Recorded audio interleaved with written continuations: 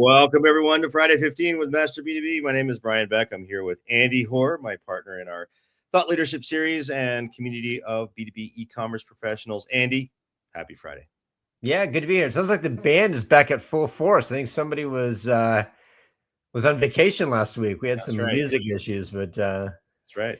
Well, we got a great topic today. We're going to be previewing a topic at our workshop next week at the University of Chicago for a special event following our summit. We're going to get into that in just a minute. We're going to be talking all about AI, of course. What else? What else is new these days? Very exciting stuff. We'll welcome everyone to Friday 15. We are excited that you're here. And of course, as usual, before we get started, we need to do our breaking news. Andy, did you see this?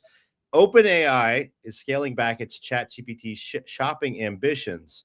In other words, they're rolling back some of their e-commerce capabilities that would allow people to buy within the ChatGPT, sort of answer engine experience directly from that experience, as opposed to referring the traffic to an e-commerce site.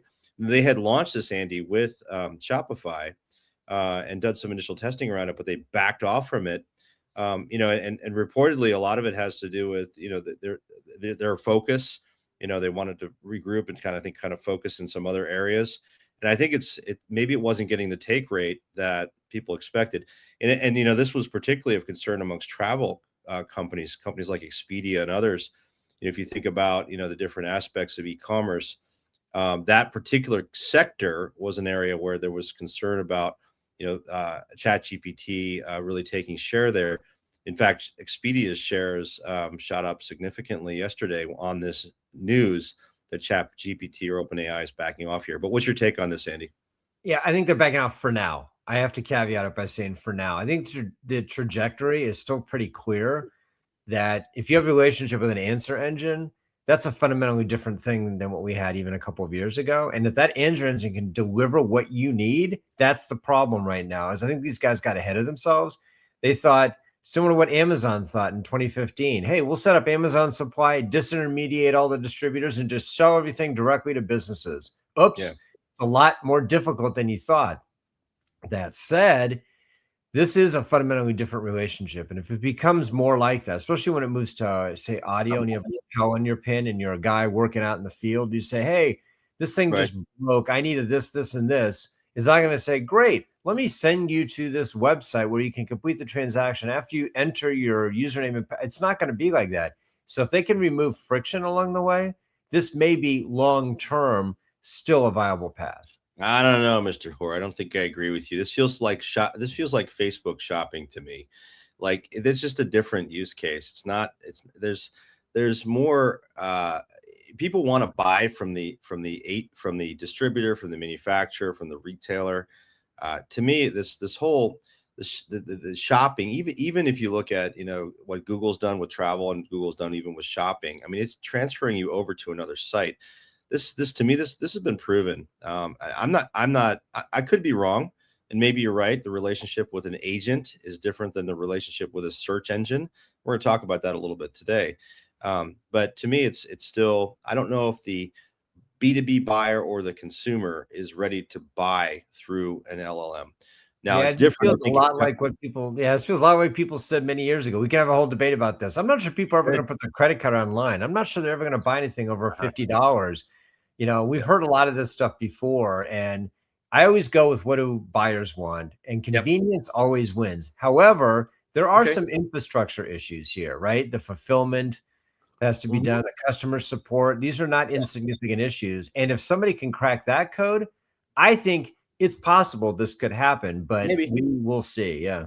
We'll see. It's all going to be evolving over the next few years, and Google is going to be in a good position to try this too. Well, folks, next week we have our summit at the University of Chicago, and we are full. If we have folks that are interested still in joining us, you can go to our website to join our wait list. Go to masterb2b.com and submit on summit. But Andy, this is going to be a fantastic event. We have a few hundred people coming to the University of Chicago for 2 days of in-depth discussions. And in fact, today we are going to preview a special workshop that is following our summit. We'll get into that in just a moment on day 2 in the afternoon. And that's March 11th. But folks, again, if you want to join our summit, please get on the wait list now. We may have a few folks last minute that can't make it, and we can try to slot you in. I also want to remind folks that we have our forum where we continue these conversations, Master B2B Forum. It is free. It's practitioner only. It's available on our website. You can apply to become a member there just by going to masterb2b.com and look for the forum sign. So, Andy, today we're talking about this workshop we're going to be doing on March 11th. And it's all about turning data into dollars in the age of agentic commerce. That's we'll define what agentic commerce is in a few minutes here. But the fact of the matter is companies are struggling to understand how they should optimize themselves for appearance and relevance in these answer engines, LLMs, like Google Gemini, like ChatGPT, like Claude, because the fact of the matter is, the traditional search volume is dropping. Gartner projects that that will drop as much as 25% by the end of this year as users shift their behavior to chatbots, virtual agents. That's still maybe, Google, of course, but it's the Gemini. Then there's no click, right? And that's the big difference here. Well, Brian, too, these are blending together. That's the other thing that's interesting. Yeah, if I go to the box and I ask a question and it comes back with a list of URLs, then that might be called traditional search. But if it comes back and asks me questions like, guided selling kind of stuff, or if it starts a conversation with me, what is that? So this whole idea of what search is, quote unquote, we were talking before the Friday 15 about that, like the whole definition of what this is. Some people call it an intent box. I think the word search is being redefined. The days are numbered here. So the whole thing's blending together too. No, it's fascinating. So I asked ChatGPT to create me a model of when the answer engine volume or queries to answer engines would exceed that of traditional search. And it told me 2029, right? So we're only a few years away here, 3 years away from answer engine search being more searches occurring there than in traditional quote unquote search. And the fact of the matter is today, Andy, that, according to a survey of CMOs by this organization called IT Pro, only 5 to 12% of marketing budgets are going to AEO or GEO, generative engine optimization is the other word for it, versus 25+% going to traditional search like SEO and paid search. But 94% plan to increase investments in AI search optimization. So that's our topic today. We're going to talk about, the question is how do you do it, right? And this is the topic of our workshop: is how do you actually optimize and then leverage this for your business? How do you stay relevant as this whole search landscape shifts? And then how do you prepare your data content for this shift? How do you feed out information to these engines to stay relevant? And then also, how do you use these tools in your own website for search? I mean, you got Amazon deploying Rufus for B2B and B2C searches. You've got e-commerce companies that are at the cutting edge, like Amazon, employing this on their own site. So to tackle this, we have a special guest today, Mr. Andy Diddick, the Chief Executive Officer of Entara, to joining us. And Andy will be facilitating the workshop after the summit as well. He's our lead host there. So we're excited to have you there. Andy, welcome. What is an Entara? Tell us. It's great to be here. Thank you, Brian and Andy both.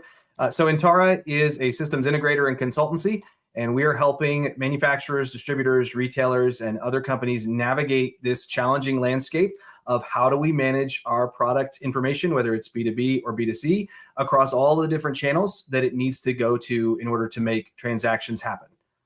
Excellent. Okay. So, and you do a lot of work with this AI stuff, right? You could say that. Yes. Yeah, we do AI. Brian calls it. He calls it AI stuff. That's right. So what the heck, Mr. Diddick, is agentic commerce? Ooh, what a loaded question. What a loaded question, Brian. So the technical definition of agentic commerce is it's AI agents autonomously making purchases on your behalf or my behalf, anyone's behalf. So where that gets us into trouble is it's kind of like e-commerce. What's the definition of e-commerce? We use e-commerce to talk about a lot of different things, right? There's merchandising, there's warehouse management, there's fulfillment, there's all this stuff that goes around it. And I think agentic commerce is similarly confusing, where the strict definition is there's a purchasing agent that's talking to another agent and making a transaction, or talking to a website and making a purchase on your behalf. But in the broader sense, and I think what Gartner and everyone else is concerned about is the more, I guess, the looser or more global definition of people using answer engines as a significant part of their purchasing process, and making decisions. And that's what we're going to talk about at this workshop, is how, we're going to be filled with manufacturers and distributors and brands who are trying to figure out how do they stay relevant as this landscape shifts. So tell us maybe a little bit about, the agentic engines and how, some of the fundamentals of this shift that's occurring, Andy. And as Andy Hoare said, kind of the blending of all this. What's going on here? Give us some context. Sure. Well, it's a space that's moving tremendously quickly, as everybody is, I think, well aware. And I think what is really unique for your audience in the B2B space is that, the king of all of this data is contextual data. It's when you're asking an engine to help you in a B2B purchasing decision, to make a decision, the more context it has, the better it is at finding the right associations to determine that a product or service is right for you. But what's unique in the B2B space is that so much of that data is locked up behind a paywall or a password protected site. Right. And how many B2B e-com sites practitioners do you have? Their entire site, even their product data, basic catalog is locked up behind a password protected site. You can't even get in there without having a password. So that leaves the answer engines with a lot of challenges, because they can only see what they can see. And they can see a lot. And it's pretty incredible what they can see. But everything you're withholding from them, intentionally or unintentionally, it's going to find something to substitute that with and provide an answer to your audience. And what the challenge is right now is that A, people don't have a good consolidated way of getting visibility of what those answers are that are being provided by the engines. And B, they don't have any visibility over what data they should be releasing in order to be ahead of their competitors, so that the engines can give a better answer and put you at the top of that list of what should I buy for this or that. So Andy, we often, go ahead, Brian. No, go ahead, Andy. So we often get questions about this, and I think somebody characterized it once as, are we going to be entering a new age of a content arms race, in that whoever, you just said it, the engines are going to, if they don't have the information, they're going to find the information, right? So if you don't have it and your competitor does, there's a good chance the AI engine is going to go to your competitor and grab that information. So A, is that true? And B, if that's the case, what do you do about it? Because you can't just you can't just throw everything out there and hope for the best. It's not a spray and pray type environment. I think there is a strong case for the content arms race metaphor, that we are working towards who can get the best, most accurate information to the engines. But I think an important point to stop out along the way to answering this is, engines don't know anything. They don't know that it's the right product for you. They're making an association using the large language model and a series of logical assumptions that it's correct for you. So by withholding information as an organization, I would make the argument you're actually doing a disservice to your clients. Now, because they may not have the ability to understand what product is going to end up being right for them, for the search engines, for the same reason. Now, that could quickly get to a place where you say, well, should we expose everything, including products that are in development, so that way people know where we're going? I think there's a lot of debate that's going to come in the coming years about that. That doesn't really impact where I think most of your audience is right now, which is they're going to hit Claude, they're going to hit Gemini and say, why is my stuff not showing up here? I just had a conversation with a Fortune 200 client saying, I got on to Gemini and I asked it, what's the best industrial supply for X? And he said, we don't show up. And they're a Fortune 200 company. They don't show up at all. So those are the questions that people are asking. And I think releasing content is one of the answers to that question. And that's what's so fascinating about this, Andy, both Andy squared, that, look, for a long time, B2B companies have been very reticent to release information because, they're worried about competitors learning about it. I can't tell people about my what products, brands I'm carrying if I'm a distributor, or my prices. Oh no, can't release prices.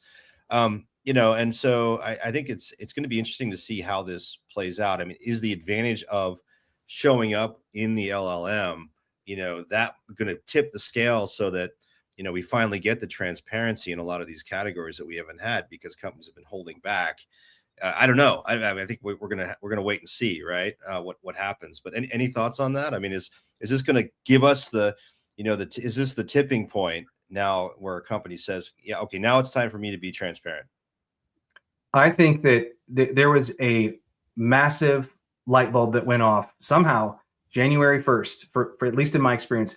Every B2B executive that I know suddenly had AI initiatives in their OKRs, in their corporate objectives, in everything. And they didn't in December of 2025.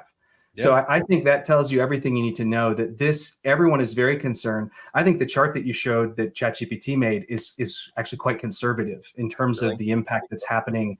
I mean, think about the decisions that we're all making. I know that I'm making as the head of a company about how to evaluate what products and services are going to be best for us. It starts with the answer engine. And it doesn't just start some of the time, it starts every time. So Brian, this is fascinating because I personally think the multi-click versus zero-click environment is a different environment, because we saw a preview of this, didn't we? It was called e-commerce. Right. Google, you go to Google and you type in a search, and then it said, tell me what the price and availability of this product is.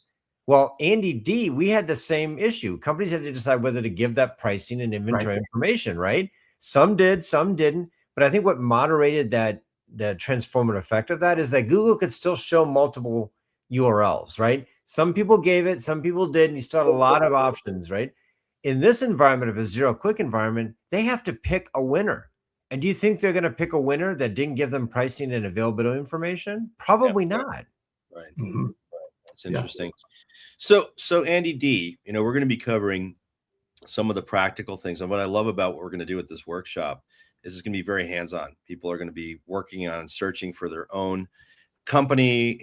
Am I relevant today? Am I not? Mm-hmm. And in these and then what to do about it. So, I know obviously on a Friday 15, we don't have time to go into all the details, but what are some of the tactical or practical things companies can do to start showing up in these answer engines and make their company relevant in those searches? Yeah, it's a great question, and it's changing every day. So I think that the corporate answer is you need to develop a practice around this. You need to have a center of excellence around it. There needs to be monitoring. The search engine optimization, the SEO companies are already developing AEO type packages that they're deploying. We can start to get an idea of how you're showing up. But where they are falling short, I've found for product-focused companies, which is who we serve, those that are making and or distributing physical goods through multiple channels, is they're not focused on the accuracy of the information.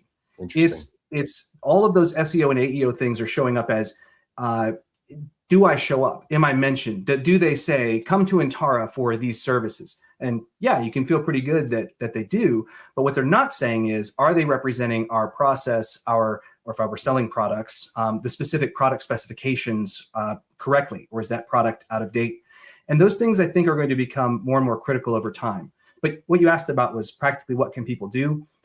We need an emergence of tools to help us to get to this place. We're developing some of those as we speak to help answer that question of, are my specifications showing up correctly? But it starts with being curious and getting in and actually querying these engines to find out, do we show up or not? And then there is a path we're going to go through in the workshops that's really logical to figure out why or why not you are, and what hidden data treasure troves are within your organization that you could unearth and surface to these engines to give more context and help them to make better decisions. Yeah, we're all learning, Andy and I, H and I included, I mean, all of us are, about what the techniques are here. I'm really looking forward to this. And, we have a huge number of people that are coming to this thing because I think everyone else is trying to figure it out too. Andy D, I want to get your reaction to our LinkedIn poll. We asked the question, what search engines do you use for work-related searches, traditional engines like Google or answer engines like ChatGPT, Gemini, and Claude? And the audience on LinkedIn said 67% said they're using answer engines for work-related searches, not traditional search. Only a third said traditional search. Any reactions to that? I think if you make that poll again in 2 weeks, it'll be 80-20. Because one observation I have is that those who have gone to answer engines, they don't go back. You don't go back to Google to ask, I know we're looking at purchasing some security software for compliance reasons, and we did it. It started out with a traditional approach. We provide software selections for PIM and DAM, so we've got a pretty robust process for this, and we're having to rebuild a lot of that process, frankly, because the answer engines can do a lot of it for you, but with that big caveat of if they have the right information and context. Right. So there's this blind trust we can put in these things. I do stand by that people are not going to go back to traditional search, but there's something about verifying a link that you clicked on and read through yourself versus trusting the paragraph that comes back. And it's simply going to be borne out by experience. The better this gets, it's going to be a flywheel that'll continue to grow and provide value. Well, Brian, that's why the whole notion of ChatGPT doing ads is another huge variable here, because if they undermine their credibility with that, I mean, we saw the Super Bowl commercials where, who was it? It was not Claude, but Anthropic was making fun of the fact that ChatGPT is going to start accepting ads and that they would just start pushing you in a direction you want to go into. So this credibility issue, Andy, you mentioned, is absolutely critical. Well, I think they've played it a bit, haven't they? I haven't seen any ads yet. I think, anyway, I've heard some rumblings that ChatGPT is not doing it. We talked about it, Andy. Remember in a prior one of these, is that the thing that's going to push, Google over the edge and really give them the leadership position if ChatGPT does that. So it's going to be interesting to see how that plays out. Yeah, there's a tremendous opportunity here. And if we go back to the analogs we have for this, the rise of social media, mobile commerce, all of these things, they started out purely being task oriented or purely showing you the feed of only your connections.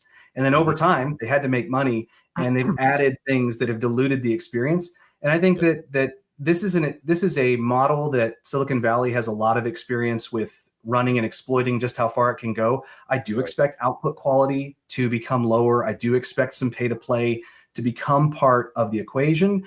But in the end, having solid structured data about what it is that you're offering to the marketplace and providing the context of the answer engine of not just this is what this product is, but this is what it's appropriate for, and this is who should be considering buying it, will become absolutely paramount in the process. All right. Well, we got to leave it there for time's sake, Andy. We're well past our Friday 15. Andy D, thank you very much. We're really looking forward to this session next week. It's going to be awesome. And thank you again for doing it. Thanks for being on our Friday 15. You bet. Thank you all. All right. So, Andy, Andy H, couple quick announcements. We've got our Nexus service, which is your personal B2B digital lifeline. Go to our website to find out more. It's a paid service where practitioners gets you answers quickly and avoids risk. It is a fantastic value add to our members of Nexus. We're getting our members together next week. I think about 20 of them are going to be at the summit. So it should be really great. And then finally, I want to remind everyone that our Friday 15 is available in podcast form on your favorite podcast service. Please give us a review. We would appreciate that, only if positive. Just kidding. You can be honest and transparent because we are honest and transparent. Andy Hoare, any final words of wisdom for our community here? I won't, but I could go on for days thinking about some of the stuff that Andy mentioned. And one thing that popped in my head that I want to mention is there's going to be a battle for the buy box, like we always joke about. There's going to be a battle for this AI engine box, winner thing. And where it's going to get fascinating is it going to be better as a seller to be there first with less accurate data, or be there second with more accurate data? It reminds me of the whole discussion around like news. Right now, it's still an open question whether if there's breaking news to get out there and say we got breaking news, but we don't know what the story is, or to be second and have the accuracy about it. Sadly, I think the first one wins more than the second one, which is not a good precedent, which could mean that companies are out there battling just to be the first to get in front of you, whether or not the information's accurate or not. Watch out. Yeah, really. Be careful, folks. All right. Everyone, thank you for joining our Friday 15, and we will see you next week, and we'll do a recap of our summit next week, Andy. Exciting stuff. Thanks, everyone, for listening. We will see you next time.